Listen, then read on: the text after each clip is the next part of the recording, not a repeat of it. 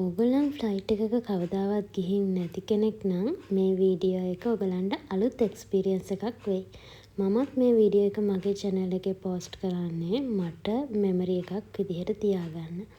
ඉතින් ඕගොල්ලොත් ෆ්ලයිට් එකක ගිහින් නැත්නම් කවදාවත් ඒ එක්ස්පීරියන්ස් එක ලබාගෙන නැත්නම් ඔයගලන් මේ වීඩියෝ එකෙන් ඔයගලන්ටත් එක්ස්පීරියන්ස් එකක් ඇත්තටම ගන්න පුළුවන්. කොහොමද ඉන්දියාවට එනකොට අපි ලංකාවේ ඉඳන් ඉන්දියාවට එද්දී අපිට දකින්න පුළුවන් මොනවද ෆ්ලයිට් එකේ එක්ස්පීරියන්ස් එක කොහොමද කියලා. ඉතින් අපිට මේ ගයිඩ්ලයින්ස් ටිකක් දෙනවා ලංකාව ගැන කියලා. ශ්‍රී ලංකන් එයාර්ලයින්ස් ඔයගලන්ට මේක දැක්කම පේනවා ඇති. ශ්‍රී ලංකන් එයාර්ලයින්ස් ෆ්ලයිට් එක තමයි අපි ආවේ. ඉතින් මේ අපි ටේක් ඔෆ් කරන්න හදන්නේ මේ වෙලාවේ නම් ඇත්තටම මට දැන් මතක් කරද්දිත් මට ඒක බෑ වගේ. ඒ කියන්නේ මට ඇත්තටම ලංකාවට සමර් වෙකේෂන් එකට ගියට පස්සේ මම මාසයක් හිටියාම මට ආයි මෙහෙ එන්න ඕන නැහැ වගේ ෆීලිං එකක් ආවා. ඉතින් ඒ වුණාට ඉතින් එන්න මෙපැයි. ඒ නිසා ඉතින් මොකද මගේ අවුරුද්දක් කම්ප්ලීට් කරන්න ඕන දව. ඒ නිසා ඉතින් මම ආවා. ඉතින් ඒ ඇවිල්ලා මාස 6ක් විතර ගියාට පස්සේ තමයි මම මේ වීඩියෝ එක ඇත්තටම එඩිට් කරන්නේ. ඉතින් මේ ටේක් ඔෆ් කරද්දී මම මේ වින්ඩෝ එකේ ග්ලාස් එකට ෆෝන් එක මේ තද කරලා ඉන්නේ මේ. ඒ වෙලාවේ නැත්තම් අර පොඩක් ගැස්සෙනවා චුට්ටක් ගැස්සෙනවා. එහෙම ස්ක්‍රීන් එක කොහොමද ගැස්සෙනවා. අපි කොච්චර හොඳට වීඩියෝ එක ගන්න හැදුවත් ඒක ගැස්සෙනවා. ඒ වෙලාවේ මුළු ෆ්ලයිට් එකම එහෙම තමයි. ඔයගලන්ට මේකෙන් දැක ගන්න පුළුවන් ලංකාවේ ලෑන්ඩ්ස්කේප් එකයි ඉන්දියාවේ ලෑන්ඩ්ස්කේප් එකයි කොහොමද වෙනස් වෙන්නේ කියලා. ඇත්තටම ලංකාවෙන් අපිට යද්දී හරිම ග්‍රීනි එන්වයරන්මන්ට් එකක් නේ දකින්න පුළුවන් වෙන්නේ හැමතැනම කොළ පාටයි. හැබැයි ඉන්දියාවට අපි ලෑන්ඩ් කරද්දී අපිට ගොඩාක් ගොඩනැගිලි හයිවේස් ඒ වගේ නිව් දිල්ලි වලටනේ ඉතින් අපි යන්නේ. එතකොට ඉතින් දිල්ලි එයාපෝට් එක තියෙන්නේ ගොඩක් අර්බනයිස් වෙච්ච මේ නාගරීකරණය වෙච්ච ඒරියා එකක. ඒ නිසා ඉතින් අපිට ගොඩාක් බිල්ඩින්ග්ස් හයිවේස් ඒ වගේ දේවල් දකින්න පුළුවන්. ඒ වගේම ඊට කලින් අපි ලෑන්ඩ් කරන්න කලින් අපිට ගොඩාක් ඇග්‍රිකල්චරල් ඒරියා දකින්න පුළුවන්. මේ නම් අපි තාම ලංකාවේ අර මන්නාරම පැත්තට යනකොට තියෙන අපිට පේන ලෑන්ඩ්ස්කේප් එකක් තමයි මේ. මම ඔයගලන්ට ෆොටෝ එකක් දාන්නම්. මේ ලෑන්ඩ්ස්කේප් එක දැන් අපි ඔය ලෑන්ඩ් ෆෝම්ස් ගැන ඉගෙන ගන්න ඕනේ ජියෝග්‍රැෆි වලට. ඔයගලන්ට මේ වීඩියෝ එකේ පේනවද හැඩපළු ගංගාවක්? මම ඒක zoom කරලා දාන්නම්. එතකොට ඔයගලන්ට පැහැදිලි වෙයි.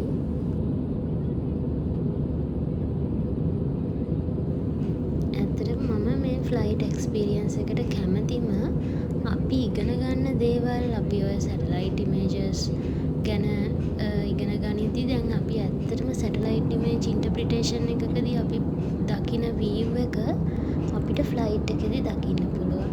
ඒ කියන්නේ අපි සැටලයිට් ඉමේජ් ඉන්ටර්ප්‍රිටේෂන් එකේදී අයිඩෙන්ටිෆයි කරගන්න ෆීචර්ස් ඒ කියන්නේ උදාහරණයක් විදිහට අපි චන්ද්‍රිකා ප්‍රතිබිම්බයක් ඉන්ටර්ප්‍රිට් කරනවා අපි ජියෝග්‍රැෆි ඉගෙන ගනිද්දී.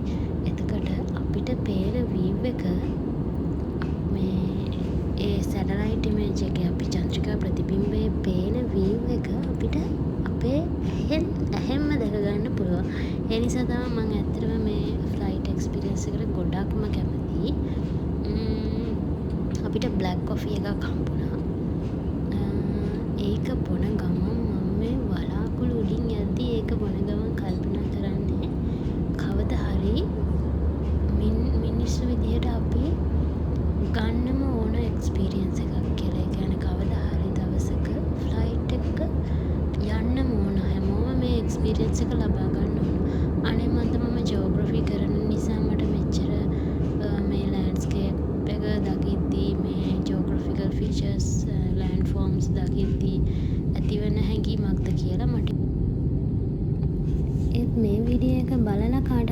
සිටුවේෂන් එකක් එනවා නම් කොහේ හරි රටකට ට්‍රැවල් කරන්න ඕනි කියලා මං හිතනවා ඒක හොඳයි කියලා. ඉතින් ඇත්තටම අපි ඉගෙන ගන්නවනේ ජියෝග්‍රෆි වලදී කොහොමද පරිවර්තී ගෝලයේ වලාකුළු නිර්මාණය වෙනවා. ඊට පස්සේ මේ වලාකුළු උඩින් යද්දි මට එන්නේ ලෙසන්ස් මතක් වෙනවා. ඊට පස්සේ ඔය හැඩපළු ගංගා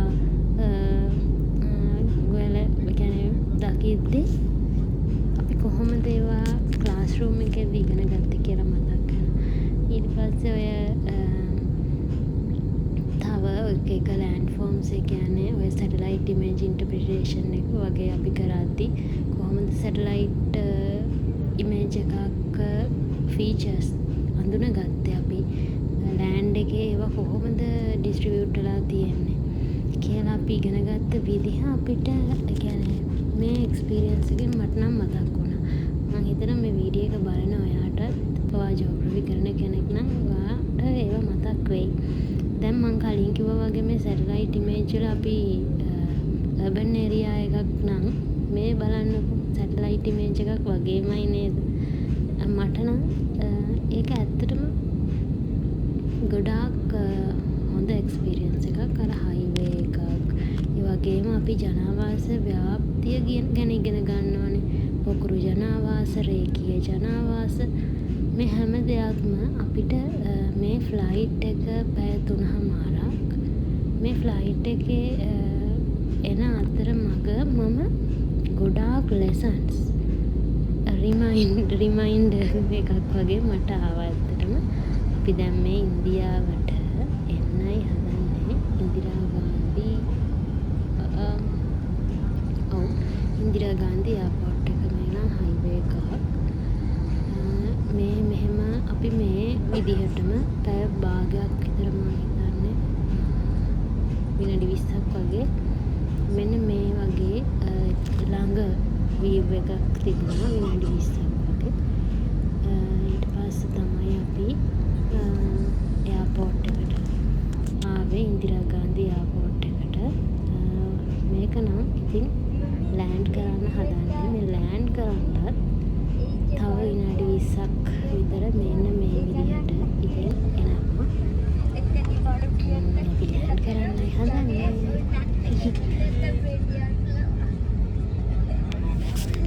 ඊට පස්සේ ඉතින් අපි ඉන්දිරා ගාන්ධි එයාපෝට් එකට ඇවිල්ලා ඒ ඉමිග්‍රේෂන් වැඩ ටික ඉවර කරලා පස්සේ ඉතින් අපි හොස්ටල් එකට ආවා. ඒ වීඩියෝස් ටික මම මේකට ඇඩ් කරන්නේ නැහැ. ඉතින් අපි කොහොමද ෆ්ලයිට් එක එක්ස්පීරියන්ස් එක කොහොමද කියලා විතරයි මම මේ වීඩියෝ එකට ඇඩ් කළේ. අපි කොහොමද ෆ්ලයිට් එකෙන් එළියට ආවට පස්සේ වීඩියෝස් ටික මම මේ වීඩියෝ එකට ඇඩ් කරන්නේ නැහැ ඇත්තටම. මට ඇත්තටම ඔයගලන්ට කියන්න ඕනේ, ඔයගලන්ට ෂෙයා කරන්න ඕනේ මේ එක්ස්පීරියන්ස් එකට මම නම් කැමතියි. මේ එක්ස්පීරියන්ස් එක මට ගොඩක් අර අපි ඉගෙන ගත්ත දේවල් වල ප්‍රැක්ටිකල් නොලෙජ් එකක් ගන්න පැය 3:00මාරක් ගත කළා වගේ ෆීලිං එකක් තමයි මට ඇති වෙන්නේ. ඒක දැන් මම තර්ඩ් ටයිම් වුණා. ෆස්ට් ටයිම් වුණා. මට එකම විදිහයි ඒක. මම මෙතනින් දැන් ෂෙයා කරන්නේ මම ගත්ත ෆොටෝස් ටිකක්. ඉතින් ඔයගලන්ට මම හිතනවා මේ වීඩියෝ එකෙන් අලුත් එක්ස්පීරියන්ස් එකක් ඔයගලන්ටත් ලැබෙන්න ඇති කියලා. ඔයගලන්ටත් ෆ්ලයිට් එකක යන්න, ෆ්ලයි කරන්න ආසාවක් ඇති වෙන්න ඇති කියලා හිතනවා. ඉතින් එහෙනම් මේ වගේ වීඩියෝ එකකින් ආයිත් හම්බෙමු ඉක්මනටම. ඔයගොල්ලෝ මගේ channel එක subscribe කරලා නැත්නම් subscribe කරන්න කියලා ආදරෙන් ඉල්ලා හිටිනවා. ඒ වගේම ආයිත් දවසක මේ වගේ වීඩියෝ එකකින් හම්බෙනකම් පරිස්සමෙන් සතුටින් ඉන්න. එහෙනම් අදට ගිහින් යන්න.